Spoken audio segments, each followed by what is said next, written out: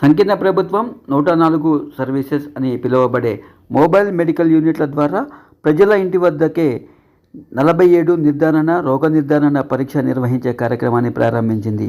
104 వాహనాలు దశాబ్దాల కాలంగా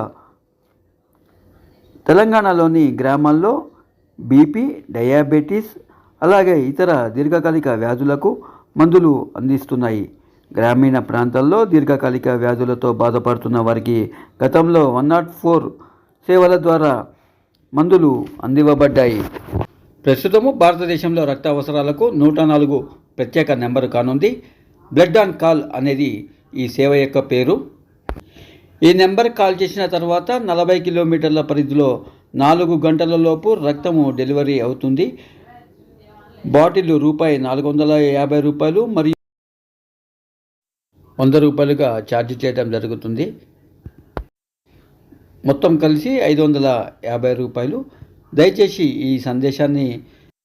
దయచేసి ఈ సమాచారాన్ని మీ బంధుమిత్రులందరికీ కూడా షేర్ చేసి సహకరించవలసిందిగా కోరుకుంటున్నాము.